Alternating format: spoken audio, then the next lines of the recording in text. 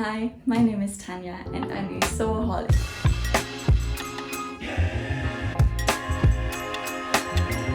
Welcome back or welcome to my YouTube channel. It's so Tanschi.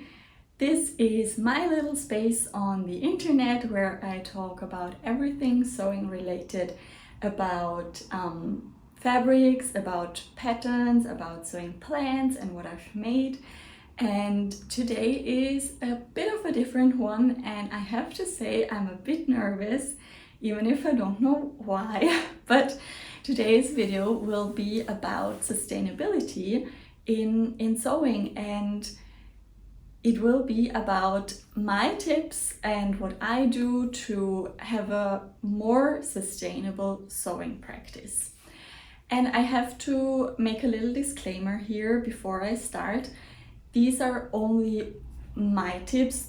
That's what I do. I know there are lots more things sustainability wise out there you could do in terms of sewing, but that's just what works for me. And I don't say that anyone who is not following these rules or tips is a bad person or is a bad sewist. That's not at all what I want to say. It is just, if you would like to be a bit more sustainable in your sewing practice, I thought I would really like to tell you what I'm doing, and maybe this helps. And first of all, I probably have to say sustainability is a topic that is very, very important to me. That's also why I'm doing this video, of course, but it is, I think, a topic that is on my mind, or has been on my mind for a few years now. I have always been into fashion since I was a little kid, and I think we're all experiencing different changes in the environment and also in our social environments, I would say. And sustainability is a topic that is very important for all different areas of our lives, but for me, as fashion is so important, and now also sewing, because I make my garments on my own or for my own, I have put a special sustainability emphasis on or around the topic of fashion and of sewing. So let's get started, and I will share. I have written the tips, or what I do, down in this beautiful little notebook, and it is, let me see, it is 8 things I want to talk about today. And the first thing that is very important to me when it comes to sustainability in sewing and in fashion is I really try to educate myself. I really try to, and I also always say, and I will probably always say in this video, I try to, because I am in no way perfect, but I try to give my best and do the best I can without taking the joy away from sewing, because it is something that is very important for my mental health, for my well-being, and it is a hobby after all, and I don't want to spoil the happiness this hobby brings me by being too hard on myself. And I also don't want you to be too hard on yourself if you decide to go for some of these tips I give you today. And yes, as I said, the first one is to educate myself. Educating is very important in general for me. I try to have as wide a knowledge as possible in different fields that interest me, but fashion encounters, is that how you say it? I think so. Many different topics. For example, fibers. Which fibers are good for the environment? Which fibers are not?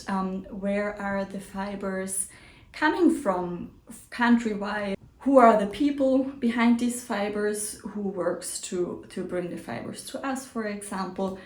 And that's only one part of the whole, but that's just an example what you could educate yourself about. And to educate myself about sustainability related to sewing and fashion, I have different resources which I want to tell you. And first of all, there are podcasts. And there are two podcasts I especially like when it comes to my favorite topics. And the first one is Check Your Thread. It is hosted by Zoe, who is also the creator of the Me Made Made Challenge. And she has Kitty coming in, but I think she's quiet. And Zoe has been blogging about the topic of sewing for many years, and she has been podcasting also for quite a few years, I think. And she every week she releases one of her podcast episodes, and she talks about a different sustainability related sewing topic, and they're always very educating. She has lots of guests on her podcasts, and I really enjoy the topics, and I'm pretty sure I learned quite a lot on her podcast. And the second one is Sustainably Influenced. It is hosted by two ladies who have been or who still are influencers in the beauty and fashion world. So it's not really sewing related, but it is fashion related. And they are talking about all different topics, sustainability around fashion, beauty. But in this season, they also talk about very non-sewing related topics, which is also very interesting, and I would highly recommend those two podcasts to educate yourself about sustainability in terms of fashion and in terms of sewing. And there's one more podcast I also think is very educating, even if it's not specialized in sustainability, and that is Seamwork Radio, which is part of the Seamwork community network, and it is hosted by Sari and Haley. And they have certain episodes which are also around the topics of being more sustainable, and I also like that one very much. And then as a avid reader, I of course have to mention books in here to educate yourself about sustainability in fashion and in sewing. And I have 3 books here with me which I want to talk about. The first one is called Fashion Changers, and it is written in German, but I'm pretty sure that it is also available in English.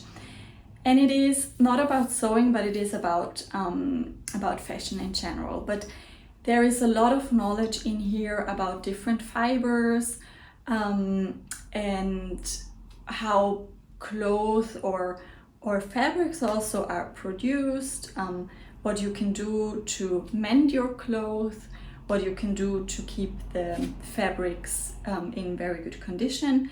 And it is all in all a very good and very educating book, I think. Then there is another one about fashion, not about sewing in specific, that is called The Future of Fashion, Understanding Sustainability in the Fashion Industry. And it is this one. I have to be honest, it was not my favorite, but it was educational nonetheless. And I would still recommend reading it because it has very interesting facts and figures in it. And even if I forget them 10 minutes after reading them, it's just interesting to have heard them at least. And then there's a book I have already talked about on this channel before, and it is Make, Sew and Mend by the YouTuber Bernadette Banner. And this one is all about sewing. This one is especially interesting because she talks a lot about hand sewing and a lot about mending. And I think mending should be also a big part of our sewing practice. If a garment we made ourselves, we love, has a hole, for example, or a zipper breaks, it is always cool and sustainable if you are able to mend it and if you're able to wear it a few more years instead of throwing it away and it ends up in landfill. And I am pretty sure, or I know for sure, that there are many, many more books on sustainability, about sewing and fashion out there, and I would just recommend having a look in your preferred bookshop and seeing what there is you can find. And then you can also educate yourself on social media. I think it is not only inspiring to look at beautiful pictures, but there are also some accounts on, for example, on Instagram that are educating yourself, or where I can educate myself about sustainability. And one of them is the Sustainable Fashion Forum on Instagram. They are talking about what is happening in the world of fashion right now that is sustainability related, or they are also talking about things that are very bad for our environment or for the people out there. And it opens my eyes from time to time, and it's really interesting to have a look at those kinds of accounts, for example. Yeah, that was a very long first tip, but I think it's the most important one, and that's why I mentioned it right at the beginning of this video. Then the second one is very sewing related, and I always try to buy fabrics with projects in mind. And I know that is not always easy. There are lots of beautiful fabrics around, and we're often tempted by newsletters, by Instagram accounts, or at least that's the case for me. But I really try to only get fabrics for projects. And that's for two reasons. First of all, I don't have a big stash then that doesn't take up a lot of space. And sometimes you may know that some fabrics you just don't like anymore after they've been in your stash for too long. And then if you give them away, it's totally okay. But if you throw them away, then they end up in landfill, which is not good for the whole sustainability situation. And the second point is that if you have a project in mind, you can buy the exact amount of fabric you need for this project. And that's how you can avoid lots of scraps and lots of waste, which I think is just a small thing, but for me it really helps. And that's not to say that you should be ashamed of a big fabric stash. I also love fabrics. I love if people are passionate about their fabric stashes, and that's a beautiful thing, but that's just what I do. And then I try to buy secondhand fabrics if possible. And that means, for example, I go to charity shops and I look out for curtains, I look out for bed sheets, but also if people around me know that I sew, or they know that you sew, then they will be more likely to come up to you and say, hey, I have some fabrics lying around from my aunt or my grandma and we're not using it in our household. Do you want to have it? And then you can say, yes, please, let me have a look at it. I'll take it if I think I can use it. And that's one of my rules. I don't take everything if possible, but I say, okay, thank you very much. I will have a look at it, because if it's then laying around my house, that doesn't help anyone.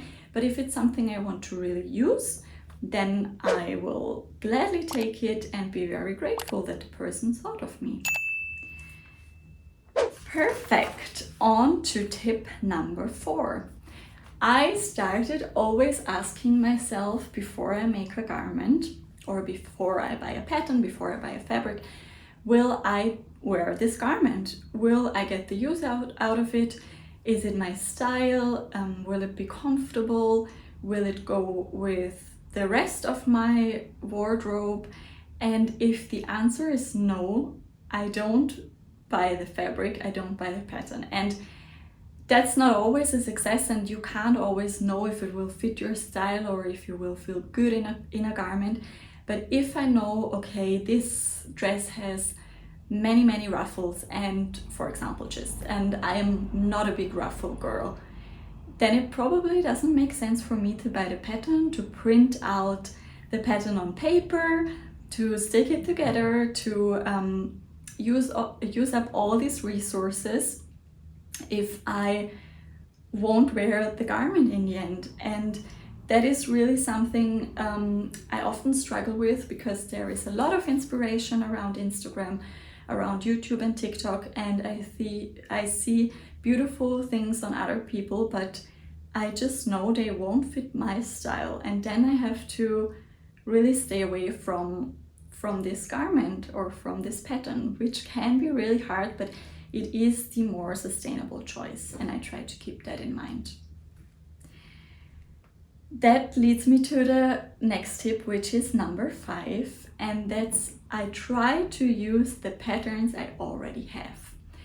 And I have quite a lot of patterns, I have to admit. I don't have as many as other people do probably, but I have quite a lot, and I know I have a lot of dresses. I love dresses, I love wearing and sewing them, but I am tempted by every new season, I am tempted by the new dress patterns that are coming out.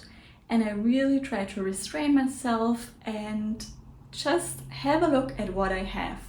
And that's also very important, because I think for me, I often forget what I have, and then I have to go through my pattern stash again and just have a look at what I could maybe hack to make something similar to the one that I wanted to buy. But the most important point is I want to use what I have. Which is then leading me to tip number 6. If I have something that I made and then I realized, oh, okay, this pattern is not for me, for example. That happened to me with the Pauline dress by Closet Core, for example. I bought it, I made it, and I just don't feel good in it. And that's okay, but if I realize that, I try to give these garments to someone that will cherish them. And that can be someone from my family. I have 2 sisters and a mom who are a similar size to me, I would say, and they often get pieces. I have many girls in my life, friends, who will take pieces if I ask them, and if there is no one, I will sell it on, or I will give it to a charity shop. And that way I don't have to throw the garment away. I don't feel bad about giving a handmade piece to landfill, which is also bad for the environment, of course. And I know it will make someone else happy, or at least I hope so. But I think handmade garments are so precious, and another person will be really happy to own your handmade pieces. Then on to tip number 7. I try to use the scraps from my sewing projects, and there will be scraps for sure, for gifts. And especially around Christmas, in December, I really enjoy a month of not only sewing pretty dresses for Christmas parties, but also sewing gifts for family, for friends. And there's lots of little things you can make out of scraps, like bookmarks or makeup bags or gift tags even. Lots of stuff that you can make out of the smallest pieces of fabric so that you don't have to throw them away. And I don't know about you, but for me it gives me such a warm feeling if I can gift someone a piece that I made from a fabric that I had just lying around in my scrap basket, but that will also bring a lot of joy to the person I gifted it to. And then this is my last tip, and as I said, there are many more sustainability related tips out there, but these are the ones that I stick to mostly, and that's I try to use natural fibers in my fabrics as often as possible, and that's most of the time, I would say. Natural fabrics meaning cotton, viscose, also silks. I don't really am a big fan of silk, but it's biodegradable, hence it's a natural fabric. I use linen, for example, and what I really want to stay away from is everything polyester mixes, every fiber that is not natural, that will not biodegrade and hence stay in our environment for many hundred years. And that's just something I can't quite imagine. If I have a cheap polyester fabric and I made a blouse out of it, first of all, I don't like the fabric on my skin and I sweat a lot in the fabric. I hope that's not too much information.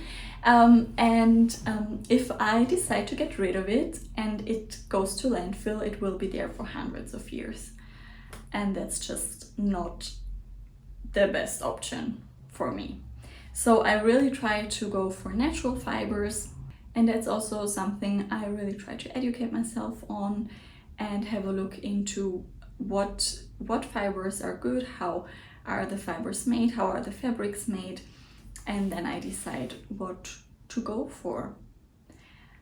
Okay, I have a feeling that was quite a lot, but it was not enough. I don't know why. I think this is a very important topic for all of us, for the next generations, for maybe one day I'll have kids and I just want to leave them the best environment that I can, and that's why this topic is very important to me.